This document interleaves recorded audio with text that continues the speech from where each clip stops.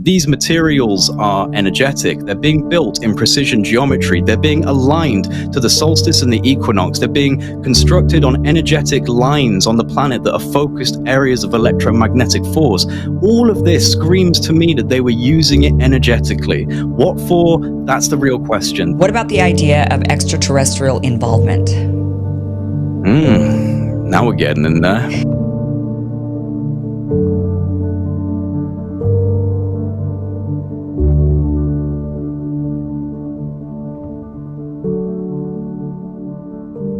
This is another thing with the Western academia and like Western historians and mainstream archaeology. So in Peru, you have this incredible site called Sacsayhuaman.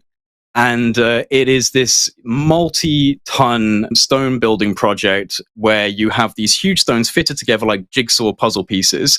No mortar, no binding agent, just they fit together. You can't put a razor blade between them. It's one of the most incredible prehistoric sites in the world. Well, I say it's prehistoric, but the Western cultures, the Western historians will attribute this to the Incas, right? To the civilization of the Incas. But the indigenous stories that come from this area, from the very people that we attribute it to another race, attribute it to a lost civilization. They say that it was far older than their Inca civilization and that they found it and they built around it. And there's evidence that they did build around it and added some less advanced structural integrity to it. But again, it just speaks to the fact that essentially what happened here is Western historians went somewhere, said it was the Incas. The people who are now the ancestors of the Incas said it's not the Incas, and we teach our children it's the Incas. Tell me why that's logical. What evidence do they have for this? So that's why we have serious problems with mainstream history, because we have assumptions that it's so methodically thought out. They've really done the work. And in all honesty, with these things that contradict the model, that's what's important. When it's something that's a thorn in the side, it doesn't matter if it's explainable. They'll do all the really good work. They'll do all the really good analysis. But when it's not explainable, they just go, oh, it must have been the Incas. Oh, it must have been the Egyptians. Oh, it must have been the ancient Greek. But they don't actually examine the evidence that contradicts that. Yeah. So they're not willing to say, oh, it actually turns out that the earth revolves around the sun and not the other way around. Like they're not willing to actually have that moment of maybe we're just wrong. Maybe our whole fundamental thesis is completely wrong. Through history, all of history, we've done the same thing. Yeah, yeah. Okay, so tell us, what do you think? Who do you think built the pyramids? Honestly, it's the same answer as like who built Stonehenge and who built these other areas around the world that I'm fascinated by. Göbekli Tepe in Turkey. You know, we don't know, but it's not the Egyptians that we have been attributing it to, I don't think, in my opinion, and the opinion of many others as well. It's a potentially antediluvian pre-flood, before global cataclysm era construct. And the thing is, the advancement that you see in the pyramids, it's almost like it's a time capsule of knowledge. I mean, people speak about, you know, the hidden records of the pre-flood eras, these lost civilizations, you know, hear about Atlantis and things like this. But when you actually look at what the pyramids represent, I mean, there is incredibly advanced knowledge encoded into the actual architecture itself. And a lot of people would argue that this is actually some form of knowledge time capsule.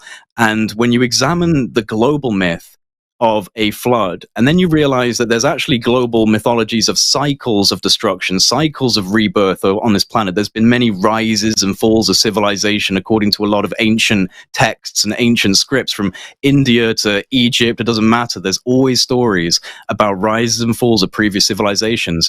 And so there is an idea that these pyramids are in essence guide stones for humanity. When these cataclysms take place, these pyramids will survive. They will withstand the seismic vibration. They will withstand the floods. They're powerful enough to do so.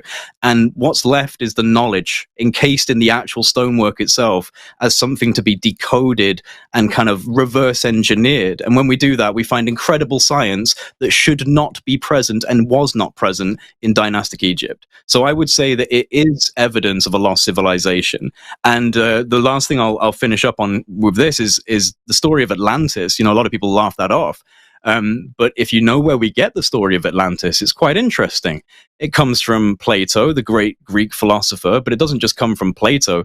It actually comes from his great ancestor, oh my gosh, I always know his name and I've completely forgotten it. But his great great grandfather, Solon, he was a sacred sage of ancient Greece, and he was a lawmaker. He was a very well respected individual in ancient Greece. He traveled to Egypt. He traveled to the ancient city of Sais. And it was there that he spoke with the priests of antiquity, he spoke with these priests of these temples. And in his books, he recorded these conversations. And he wanted to talk about history. And essentially, they laughed at him and said, "Oh, Solon, you Greek know nothing of history. There have been many rises and falls way before your time." They didn't say way before. I'm using my own modern vernacular here. It wasn't like, dude, like, trust me, Solon, it was way before your time. But seriously, they were saying, you don't know nothing. You're basically children. You have no idea. And this is where they gave him the story of Atlantis. He takes that back to Greece. That gets given down to Plato. Plato gives it to the world. And we ignore Plato and say it's just a metaphor. It's just an allegory. It's just a story. Even though he gave the dimensions in stadia, which is the measurement they used in ancient Greece, gave the dimensions in stadia. He gave the geographical location. He described it. He talked about what they represented. And so I think that there is some truth to it. There was a lost time, a lost chapter, a lost story, and I think that we're almost like the traumatized offspring of that time period. We're so the opposite of whatever was going on this planet before this happened.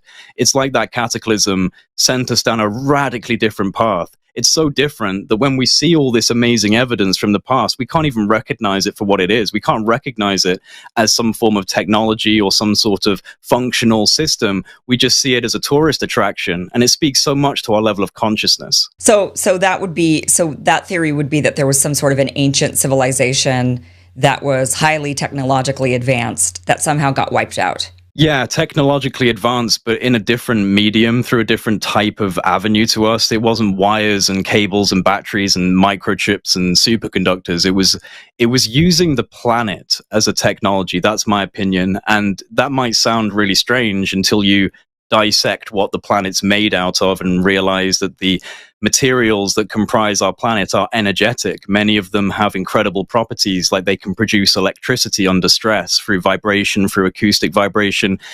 They can repel or attract magnetic fields. So what's very interesting is so many of these highly advanced prehistoric sites are actually made out of these very geoenergetic materials. So rose quartz granite, that's a part of the Great Pyramids of Giza, limestone, a fantastic amplifier of acoustic resonance, and then they are built on focal points on the Earth. So again, the pyramid sits on true north, and if you don't understand that the planet has all of these energetic fields, this isn't like spiritual woo-woo. We know this. We know that the planet produces electromagnetic energy. There is a toroidal energetic field that's constantly flowing around our planet.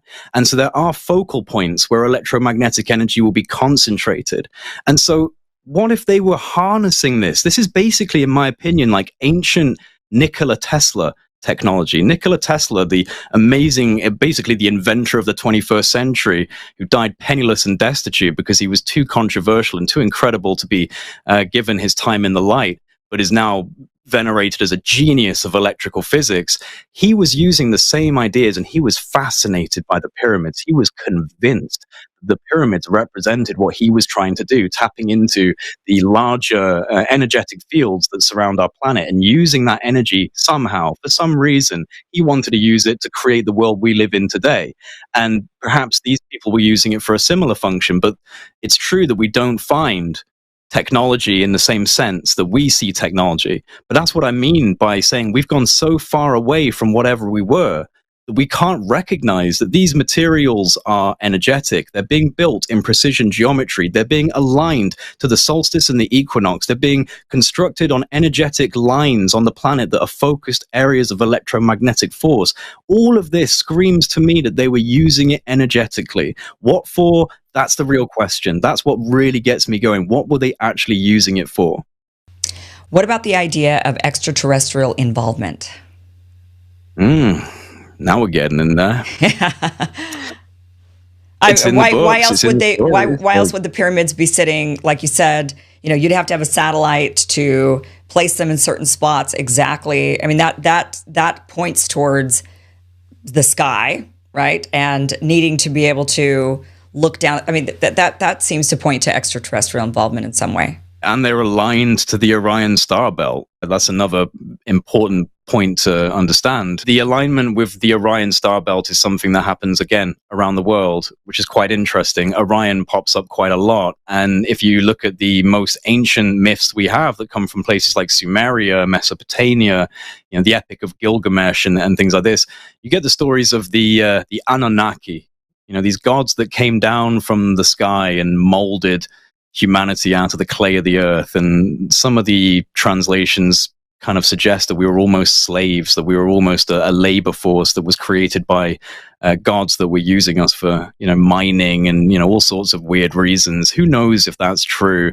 But there is certainly a veneration to the stars and a knowledge of the stars that is very strange and very contradictory. And what's interesting with the pyramids is they were encased in perfect limestone that was completely polished.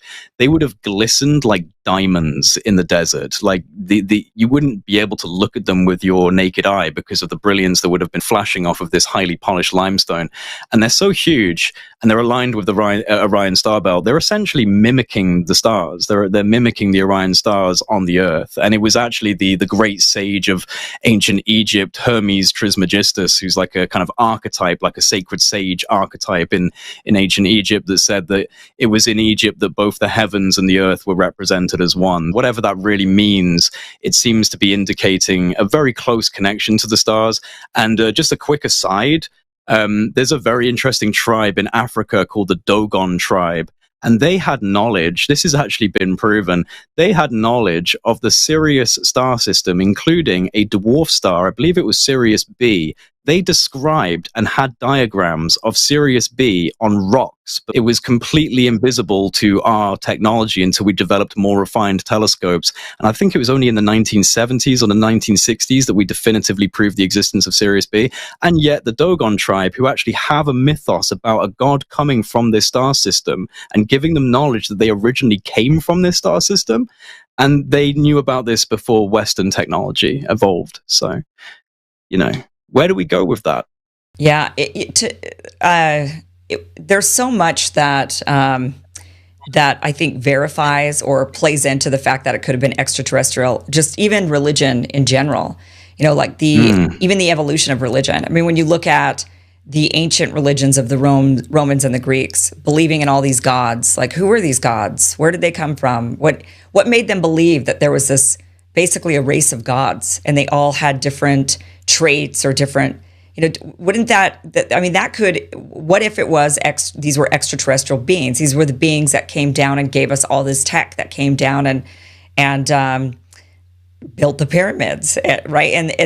And so of course us non-extraterrestrials would say, wow, they're like gods and they came from the sky, the heavens, right? They came from the heavens and they're here and they're going to return. Even the evolution into the monotheistic religions, it still is this, there's a God out there and we go to the heavens when we die and this God is coming back. Right. And is going to save us. I mean, there's this whole notion of the God is coming back to save humanity from what and how, and what. I mean, all of this plays into potentially the stories, oral traditions of basically extraterrestrials. Absolutely. And the intersections and correlations between ufology and theology are extremely strong. This is a whole mixed bag when you get into the UFO subject in relation to the spiritual implications. And it's the same argument from a lot of people in terms of like an angel versus demon type of paradigm. It's essentially the same archetype that's downloaded and put into a sci-fi modernized version. It's now the aliens. But if you've got someone like Tom DeLonge, the former lead singer of Blink-182, on for a talk, he would tell you that this is exactly what he believes in because he was once talking about that and, on the radio saying that people in the Pentagon, officials in the Pentagon, in the Department of Defense, and et cetera, when he was meeting these spooks and these spies, had said to him that the Greek gods are real. The Greek gods are extraterrestrials, and essentially they were a civilization that existed long before us, that was devastated by a cataclysm, and some of them left and hung out on a small outpost somewhere and interacted with humanity throughout time, and that's who the Greek gods, the pantheon of Greek gods are, and that's who many other gods who seeded influence of religion and spiritual beliefs into humanity have been. Whether that's true or not, I don't know, because I don't necessarily trust the Western intelligence community to educate me on things like UFOs, because they've been keeping it secret for about 75 years. So, it's not necessarily something that I would just take and run with, but the implications of this cosmic knowledge that shouldn't exist at time periods where it clearly did, objectively proven through the fact that these things are aligned to different star alignments and solstices, and the Orion star belt, and the Dogon tribe's knowledge of Sirius. There is implications here that suggest some form of interface with people with knowledge of the stars. And so, I don't throw that away. I don't consider that to be out of the question whatsoever. Well, and especially since so much stuff lines up to that. I mean, when you do start talking about UFOs, for one, now the government is starting to admit, okay, yeah, there's UFOs. After all these decades of them being like, oh, you're just an insane person. These people are crazy. And now suddenly they're like, oh, okay, yeah, actually, there is some truth to all of this. You've got guys like Dr. Stephen Greer coming out saying, a lot of these UFOs that we're spotting are actually reverse technology. The U.S., government or private entity reverse technology, because of alien spacecraft, they were able to get some, reverse tech them. We have that tech. When you start looking at all of those aspects, and then just religion and how the narrative of religion, it makes sense that it would, talking about the heavens and descending from the skies. I mean, what else do you need to know? That sounds to me like could be extraterrestrial. I mean, all of this is adding up. And they talk about the nukes, like whenever they let off a nuke, like a test a nuke, then suddenly there's aliens, like UFOs start popping up everywhere. Like, hey, what are these people doing? They're about to destroy themselves. It's very interesting how much this connects. Yeah, flaming chariots in the skies, and in the ancient Sanskrit texts in India, you have the Vimanas, which are these gigantic flying fortresses that did battle in the skies, and references to things that sound like energy weapons. This is stuff that's and this is again it's seeded into mythology through the ancient texts, so it's disregarded as nothing other than symbol and metaphor and allegory. But maybe we need to be taking these myths a bit more seriously. Maybe we need to be looking at them and actually examining what they might implicate, and especially when you do actually have evidence outside of just the stories. You have the architecture, you have these incredible examples of something that doesn't match, it doesn't line up with what we're being told. So yeah, maybe there's something else in these stories that has some truth to it as well. So the interfacing with extraterrestrials, I think a lot of it is people don't want to take away from the ingenuity of humanity, and I would agree with that. I think that there is actually good evidence that we're responsible for some amazing, incredible things in prehistory, but the interfacing with non-human intelligence, this implication and idea that that's happened throughout time, I believe it. I do believe it. I think it's very strange in the year 2025 to ignore the possibility of life, not just in the universe, but we're now getting, knowledge and understanding through quantum mechanics that there could be other dimensions, other layers, other threads of reality that you can't even begin to perceive. And so to be so arrogant as to say that nothing could bleed through, nothing could influence, nothing could enter our space, I think it's kind of more about being a little bit of a head in the sand type of a person. And maybe it freaks you out to think that we're so exposed to so much intelligence out there. But I think that the universe and reality in general is likely brimming with intelligence. I think that's probably the point of reality itself.